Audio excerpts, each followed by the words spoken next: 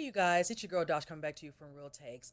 First and foremost, before we jump into this, I'd like to first and say Happy New Year, you guys. It's been a couple of weeks. I know everyone had a great Christmas holiday and a great New Year's Eve. And now that it's the new year, we are going to start off right. It's back to movie time. And I'm excited to jump in. Today, I'm going to be doing a quick review of Insidious 4 The Last Keys. And then I'm going to go right into my top 10 films of 2017. So, with that said, let's just jump right into it. Now, as I stated, for Insidious 4, as you can see, it's the fourth installment. I'm hoping most of the people tuning in has seen 1, 2, and 3. I have. I enjoyed 1 and 2. 3 was okay. The way things went with the storyline were all right. Now, with the fourth installment, it's kind of a little tricky, being that one of the characters that was in the original couple of them actually was killed off. I have to remind myself it's Hollywood magic, so it is what it is. But the main character Elise, who plays, if you want, if you will, a demonologist, I'll call her.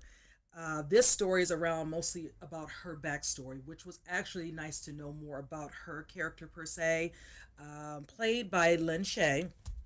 And the way they decided to start the actual movie off was kind of showing her as a child. You know, the family lived, I'd say, about stated about 1952 on the outskirts of New Mexico. So she's probably seen as probably like a 10-year-old. She has a younger brother, and of course her parents. She has a stay-at-home mom, and her father is a prison guard. Now, when they live on the outskirts of New Mexico, they live near a prison. So certain prisoners, when they are on death row, the spirits of that. So she kind of had that gift early on. Her mother wanted her to be happy and proud of her gifts, but her father didn't take too kindly to those type of gifts. So with that said, when she was basically honest about if she said she saw certain things, she would be given a lashing of sorts. And her father just wanted to act like it didn't happen. She had very keen abilities of knowing certain things that happened to the prison guards, their last meal, things of that nature. And you could tell it freaked out her father. Her mother was scared for her because she knew what would happen if she was more forthcoming with everything that she saw and she heard or she sees. So from there on, she had a tumultuous relationship with her father. Certain things happen within the home. I don't want to give too much of that away because I would like you all to go see it. Overall, I did love the movie, so I will say that. Now, moving forward with that part, you can kind of see certain things that happened that led her to where she is now, which is, of course, helping other people, feeling that this gift is a good thing. Her mother did have a moment with her where she let her know this. Now, from there, it kind of shows her having visions, dreaming of this as an older and adult, going back in her past, having these visions of, how she was treated by her dad. And then other episodes happening. She does lose her mother. I will say that because it's certain things also in the movie that I'm not going to give away, but this is something that's, very vital to kind of moving her part forward. So what happens, she has a tumultuous relationship with her father. She decides she can no longer stay there. She ends up leaving her brother, which kind of leaves a strain on her as she gets into her adult life trying to revisit. Now, in regards to the home, of course, she left. Her, father, of course, passes away. Her brother has moved on, but he's still there. She ends up going back there because now there's a new tenant in the home she grew up in, and he needs her help. And at first, she's hesitant, but she decides to go. Now, with that said, things are happening in the home. She's starting to have visions of other things, other episodes that are happening in the home. There's very spoiler like. I don't want to give those good little deeds, away. And there's some things about the new tenant that come to light as well. That's a good little, spoiler as well. Now, in terms of the scary factor in the movie, I'll say it had its moments where it might be a jump scare or two, but honestly, it takes a lot really to scare me, and it didn't scare me in that instance where heart beats fast, some part, somebody's around the corner, whatever. Now, for me, I will say the music score done throughout this by a man named Joseph Bashar, the music leading up to certain instances was very creepy. I will say that the way the evil entity was very gory looking. I will say that as much, but nothing is so part because the way they do scary movies now, not say they're really scary. Is I don't know the way the format is done now for most scary movies. They're just not scary to me. Everything is listed as a jump scare now, and I feel like that is kind of unanimous with kind of how I see them now. It just takes a lot, and not a lot of stuff does scare me anymore. Maybe if I was younger, it might still have an extra effect, but not really. But I will say a little bit creepiness, a little gore here and there, and all that. So if you give me a little bit of both of those, then it is what it is, and I'm fine with that. Now for her, she was coming to terms with the things that happened to her in the house, being in a house helping this new tenant. And with that, it dredged up a lot of stuff. Also, with her seeing her brother again and him having two daughters, she didn't know she had, nieces. He never talked about her when she left. He basically just clean slate. He didn't want to bring up his parents or his sister, but she ends up running into his daughters, and he's like, leave us alone, whatever, because he's afraid if she's in town, something must be going on. Hence, she is there for other reasons. And then it kind of brings his daughters and him into her life again with the episode that happens within the home. I won't spoil that, but it's some good scenes between her and some of his two daughters, and it's really nice, and it's a bonding moment for all three, the two daughters and then the brother. And I will just say the conclusion of her working with her two sidekicks, and I want to note this as well. The two sidekicks are in the first three films as well. One's played Tucker, and the other one's played Specs, and I will say they are hilarious because they were hilarious in the first couple of them as well. They're like her guys that go on on hunt with her, like her ghost hunters of sorts for paranormal activity, and that was actually fun. I always get a kick out of them because I remember them for the first one. I like the first Insidious, the second was good, and the third one, but I enjoyed the first one most. That one was very scary and creepy to me, I will say. And one thing I can need to say about the character Specs, he's also a writer and producer of this movie as well as an actor in the movie. So if anybody didn't know that, he does that, and he produces it with, of course, James Wan. So you should know what James Wan fans of Conjuring and all that. So they had a nice, good writing in regards to character development with Elise understanding her more, but they did leave open room for a possibility of a doing another the way it was set up. The ending very lackluster, but like I said, opens up to other things that happen. So that's a good thing, I will say. Now, out of 10, I'd say I give the movie about a 7.5. That was pretty decent. Like I said, some people it takes a little bit to scare them. A lot for me. I need a lot more, but overall, I liked it. I liked the development of knowing more about Elise. Seeing more of her background, understanding, where she came from, and why she's doing what she's doing now, and knowing in the end that she didn't beat herself up, even though her father made her feel, less than, being that she had these abilities. So that was really nice, and just kind of seeing it, like I said, very emotional with her character within this movie. So I really enjoyed that part. But other than that, that's all I have to say about that. So I want to get right into my top 10 because I've been excited to talk about this all year. So with that said, let's get into the first one.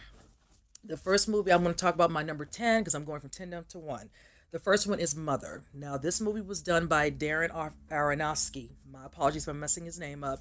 I follow his work previous to this. Now, he did a movie called Requiem of the Dream, I love, but then he did another movie that I really love called Black Swan, starring Natalie Portman.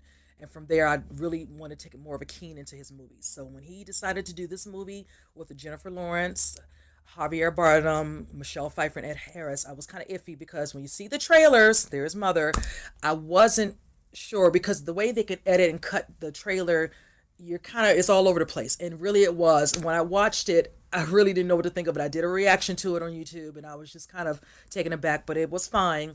Now, I will say this: when you're watching this movie, it takes certain scene quotes of wording from the Bible scriptures, and they kind of open it up to interpretation in the movie. There's certain things that happen within the movie that if anybody reads their Bible faithfully or knows somewhat of their Bible, they will see certain parts and understand what's going on.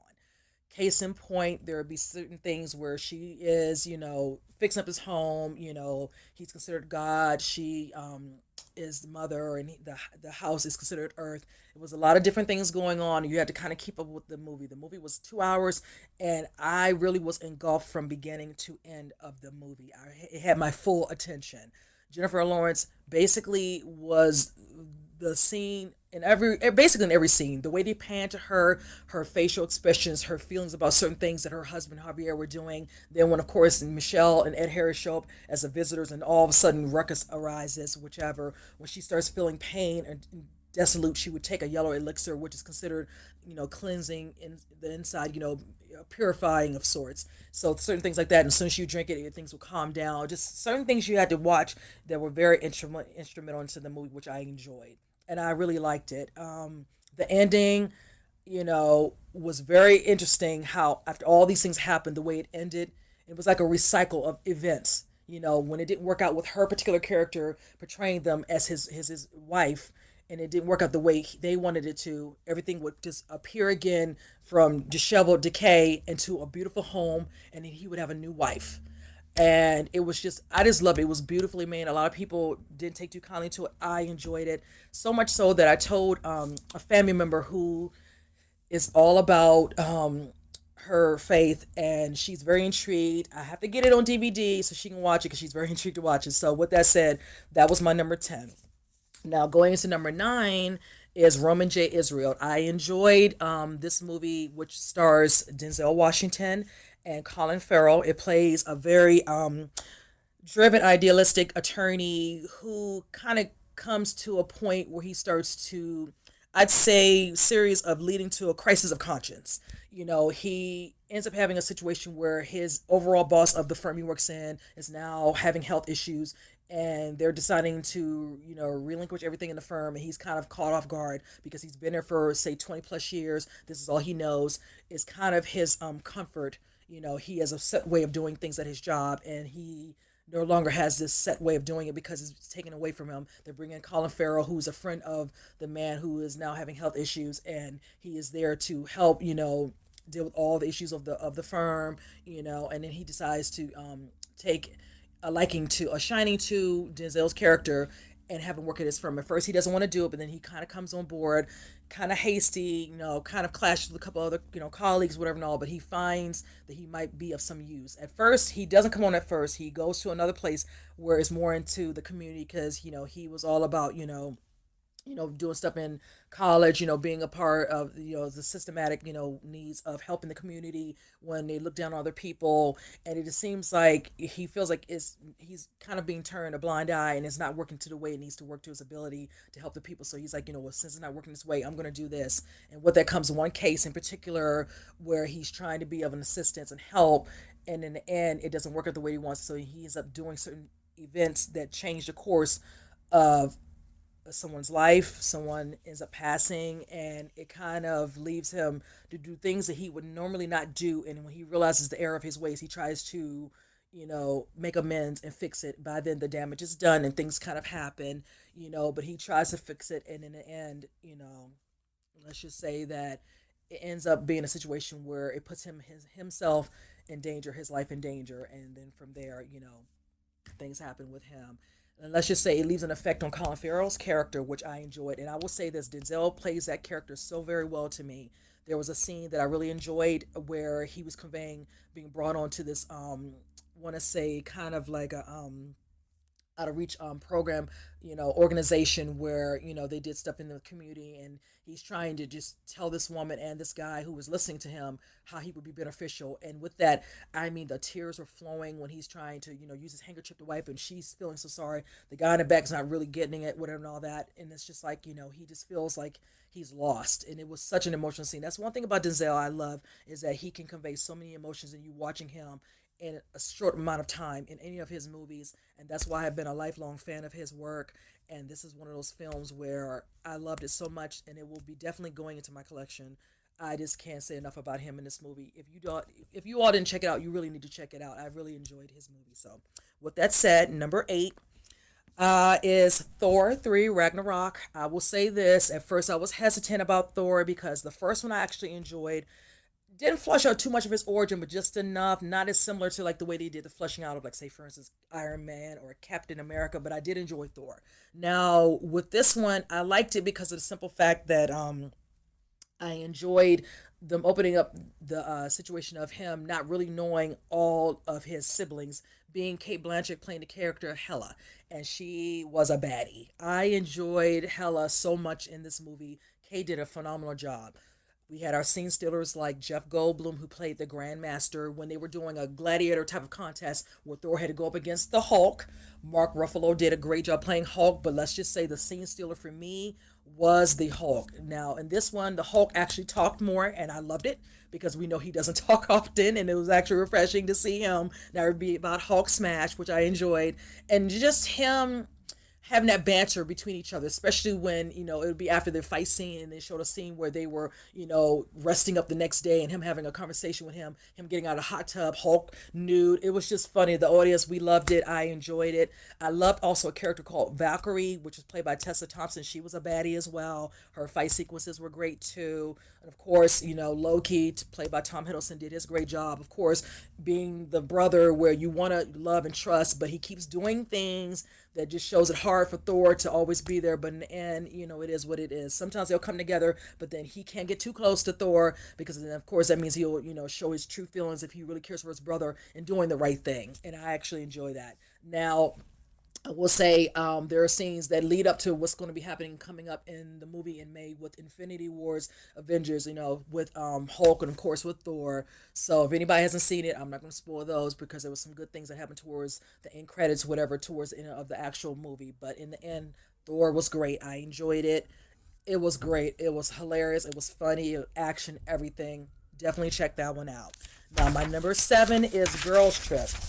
This one had a special place in my heart. I enjoyed it because being that it has all four women: Queen Latifah, Jada Pinkett Smith, Regina Hall, and of course the standout Tiffany Haddish. Great ladies. I enjoyed every minute of them all. The thing I loved about them was the simple fact that these girls don't get to hang out. They all have their lives. They're marketing. Host. One's a mother, then the other one's kind of doing her thing, which is Tiffany and all that. And she brought a lot of the comic relief. And of course we had the more seriousness of Regina Hall in the movie, and then of course you had Jada Pinkett, who's the mother who likes to leave her kids because she's dealt with a divorce, and the Queen Latifah playing in the marketing where she wants to keep hip, to the current social media, internet, the craze of knowing what's the hottest news or whatever, and them coming together in New Orleans, getting together to be there for Regina and her husband trying to build their empire, and then just kind of going through their trials and tribulations and things coming up from the past or whatever, and things spilling out, to kind of tell the story of people being honest with themselves, what they really want. Are they being true to themselves? Are you just going along with the flow and not just, moving past things and just knowing that there's other things out there for you to do. Now, for me, the whole point of me enjoying this movie was because I was with my three best friends that I've known for 30 years. We went out of town to visit one of our dear friends, and we made it a weekend where we went to see Girls Trip. And I will always think of Girls Trip being a great movie in that instance as well. Shout out to my girls, T, Mika, and Kara. So we had a ball. We enjoyed it. We laughed. We cried a little bit, and it was just hilarious. And Tiffany Haddish, I'm so happy for her. She's doing big things. This opened up a lot for her, and now she's out there. And I'm looking forward to talking about her upcoming movies when I do most of my movie news. So with that said, the next movie for my number six is Stephen King's It. Now, I was biased because I talked about this early in the year of 017, how I felt about this. Now, me personally, I enjoyed the TV miniseries. I liked it better because I was such a lover, fan of Tim Curry. But I have to give it to Bill Skarsgård. He did an awesome job playing Pennywise when I saw this.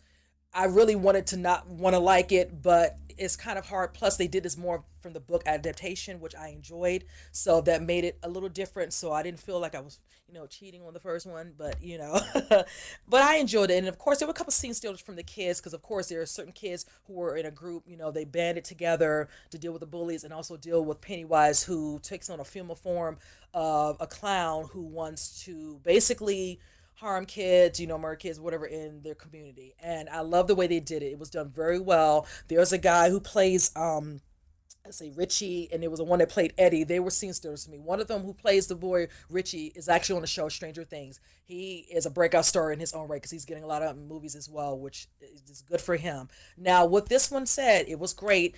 This was so good that when it came out, I went and saw it at least twice, and I will say this: it did so well that they are going to do the second one, which of course is going to be the kids, of course, into their adulthood.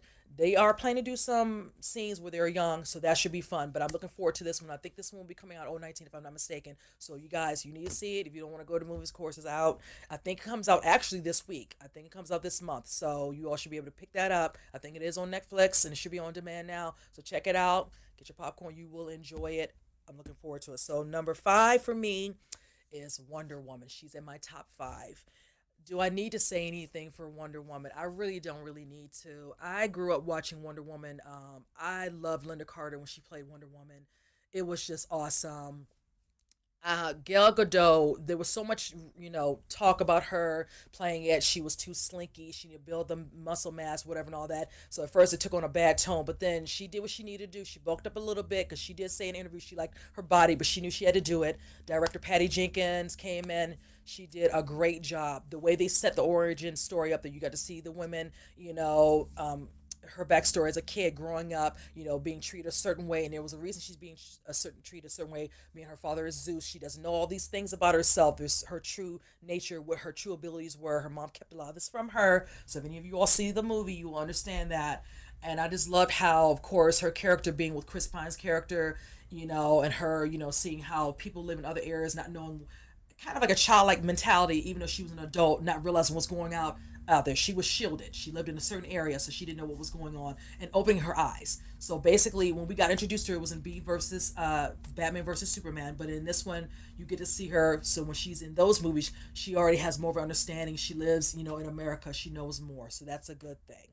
So with that said, I can't say enough about this, but I am excited because there have been a little issues with DCEU not being able to live up to it because of competition between Marvel. But with this, I feel they help DCEU, and with so much with that, they have a Wonder Woman 2, which is in talks, of course, to actually be done, and that's supposed to come out, if I'm not mistaken, I think 019. But I like that Patty Jenkins is back as the helm to be the director, and of course Gal Gadot will be back playing Wonder Woman. So I'm just excited to see more who's going to be added as the villain, who else is going to be added to the cast. So that should be exciting for me, and I'm looking forward to that. And I'm just happy because this was long overdue, and it was about time. So I can't say enough about that. So my number four going into this is good old Logan. I love Logan. That movie was awesome. Hugh Jackman, Patrick Stewart, and Daphne King. Those are the three names I really don't need to discuss anymore. There are other people in the movie, but they did an awesome job. Hugh Jackman, the span of the movies he's done for X-Men and of course the Wolverine movies, the director of this was James Mangold, and he did an awesome job. He actually directed the Wolverine as well. So this was perfect for them to pick someone to do this one because the way they portrayed Logan in this one, he has been through so much. Of course, he's taking care of Professor Xavier, Charles. They're basically have lived. The way he looks in the movie, he has lived. He's been through so much. He has the scars to prove it when they show him getting ready. He's in a rest stop place, whatever. You see the bruises, the cuts, whatever, and all that. He's dealing with being sick from all the stuff that's in his body, from the claws, the things that have been done to him. Now, he's considered X-24. So there's a part within the movie where he's introduced to X-23, which is played by Daphne King, a little girl who's only, 10 years old. This little girl was a powerhouse in this movie. She did a phenomenal job. This movie was so good to me that I went and saw it 3 times within a 2 week span. It was that good. I really did it because I knew it was becoming to an end of a conclusion because Hugh Jackman said in previous interviews before it had actually released and dropped in theaters that this would be his last Wolverine movie. And it pained me to hear that. So it was probably one of the reasons why I went back to see it, besides the second time, a third time. And it was very emotional watching it, because of the scenes where he set it up. Because the girl wants to get to know her, she considered him like her father because they used some of his genetic DNA from him and his powers to implement into her, and she has the same abilities as him. That's why in the movie, Xavier tells him they have a bond a certain way. So, but with that said, it was just more grittier, and I like how it intertwined all three of their characters together. I don't want to give it away for some people who might have not seen it. If you did not, it's something you really need to see. They did it outstanding. There's so many different things with X-Men that I don't like, but this one was done very well. I can't say it enough how much I love this movie. So with that said, number three is Get Out. These are my top three. I'm in my last three. Get Out, Jordan Peele, Jordan Peele. This movie was good. This movie was so good that I saw this 4 times. And I can say one of those times I went with a colleague who I work with, my producer, Coy, and he can attest to this. I enjoyed this one so much because it balances off the horror part, then also with a little bit of comedy inside laced in there. But it talks of different observations of in the climate we live in, dealing with racism, understanding, from a perspective, with black people looking in or the white person looking in, and this coming from a character from named Daniel Kaluuya, who plays the character. I want to say his name was Chris in the movie, and of course his girlfriend being the white girlfriend, uh, Allison Williams playing her character, and just her going to meet her parents. Like, guess who's coming to dinner with a twist? And I enjoyed it so much. Certain things happening through the movie, laced veil, ignorance, racism at times, or whatever, and all that, So you kind of see what was going on. A lot of people didn't know how to take it. When I saw the trailer, I was kind of like, okay, this is different, but I like that. A lot of people don't like to understand or like to see anything that they don't understand. But there's nothing wrong with that. That's the whole point of movies. I don't like to stay in my comfort zone with movies. I like to see all types of different movies. And then when I want to go see it and I'm like, okay, I don't know about this, that makes me want to see it even more. And I'm glad I saw this. It is nominated for a Golden Globe. Actually, that comes on tonight. And I'm going to root for Jordan Peele that he gets it because this has been talked about all year. And I'm very happy. This has opened up other doors for him. He's actually working on a new movie with Spike Lee, and I'm looking forward to all the things he has in store for himself and with the things he plans to do. If it starts off with this type of movie, Get Out, then we're in for a treat, you guys, because Get Out is a great one. It should be added in your collection. It is in mine, and I'm very happy that for him to leave Key and Peele and to start up with this. This is some big shoes to fill from this going on, so they're going to be watching him, and I expect good things from him. My last two, my second one is Split. Split. M. Night Shyamalan has done wonders. When people want to say they were giving up on him, so I might go see this, and then of course all of a sudden now they love him again. I've been a fan of M. Night Shyamalan. No director has a body of work that is just perfect for every movie. Everyone does a movie that's not going to be lackluster to your liking. There's nothing wrong with that. He might have had a couple more than others, and there's nothing wrong with that. Split being about a character who has 23 personalities, and then he has a 24th one that's considered the Beast. It was done very well. James McAvoy knocked it out of the park playing all the different characters. He played Dennis. He played Hedwig, Patricia. I just can't say enough about the main characters because it was certain ones he did at least four particular ones he played more than the other ones, and Dennis being one of the lead ones, and Hedwig playing the childlike character was fascinating to me. I enjoyed every minute of it. There's another girl who's in this movie where he actually kidnaps three girls. One in particular, her name is Anya Taylor-Joy. She was in the movie The Witch. She was phenomenal in this movie. I loved every minute of her engaging because she has her own backstory as well. So you get to kind of see that. Now, with that said, the way they left this open interpretation towards the ending of the movie, let's just say that this kind of, if you saw the ending of the movie before the credits, you see a certain scene where they show Bruce Willis. So that should tell you he was in another previous movie that M. Night Shyamalan was called Unbreakable, which is a great movie starring him and also Samuel L. Jackson. M. Night has already started production. I think they are just about done, where it's going to be for a movie called Glass. So that means they're going to bring some of these characters, James McAvoy's character, Anya Taylor-Joy, Bruce Willis, and Samuel L. Jackson back to do this movie. And I'm so excited. I'm literally here for it. I'm looking forward to it.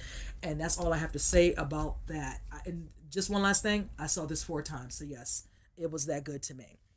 Okay, my last and final first movie of my list is Shape of Water by Guillermo del Toro. I love this movie. I tell you, Gilmore, he has a way of just his visuals, his fantasy, his storytelling is just beautifully done. I was encapsulated watching this movie. I only got to see it twice because it was only in limited theaters. So I had to go to not my regular theater, but to another one that was downtown, and I didn't mind the trip because it was worth it when I went to see it the first time, and then going to see it a week later to see it again because I knew once it was out, I had to wait. Sally Hawkins did an amazing job playing that character she played, which is Eliza. Also, the cast had Octavia Spencer, Richard Jenkins, and Michael Shannon. It was a great cast. Sally played a woman who could hear but was mute. Wasn't very understood, felt at times lonely, like her life didn't really have any meaning. And then, of course, they bring in this particular type of asset into this facility that's located in Baltimore. And she takes a shining liking to it. She befriends this amphibian man, which is played by Doug Jones, who's been in many movies with Guillermo del Toro. They have a great relationship in movies like Pan Labyrinth, Hellboy, just beautifully done. And I loved how they showed their bond, how she became to have, a shining to him. Octavia playing the friend, the confidant, then Richard Jenkins' character playing the confidant as well. Michael Shannon playing the boss, who was very, superioritic, very mean at times and all that, treating this amphibian man a certain way, wanting to dissect it, kill it, whatever. She wanted to save it, taking it back to her place, having her moment, her bonding, which led into a full love story. Just beautifully done. I just can't say enough about this movie. It had me a little bit in tears. There was a scene where they're singing. She loves old Hollywood scenes where they're showing the movies her and Richard Jenkins' character did, and they would do little foot moves with it, like tap dancing with Shirley Templeton. Just beautifully, beautifully done. So beautifully that this movie is nominated for 7 Golden Globes. And I kid you not, I will be watching it tonight, and I'm going to be rooting for Sally Hawkins to get her award for Best Actress. She deserves it, and I'm hoping they're nominated for Oscars. The movie was beautiful. I hope it almost gets Best Picture, Best Visuals, just visual effects, just out of the park. I can't say enough about the movie, but that is my full list, you guys. I hope some of these you all like. Matter of fact, if you all can comment, in the comment section and tell me what your top 10, and if you don't have a top 10, what's your top 5. I would just love to hear it. These are my favorite. There's some notable mentions. I liked, of course, the War of the Planet of the Apes. I loved the movie Shot Caller. So I have a couple other different movies that I did like. I actually like Star Wars, The Last Jedi, but not enough to put it on my list. These movies really engage me, and I really love them so much so that some of them I saw multiple times, but I love them more so than anything. But with that said, yes, I want you all to comment. Tell me what you do like. I would love to hear it, so I can comment myself and reply back to you guys. So with that said, that is the end of this particular segment for today.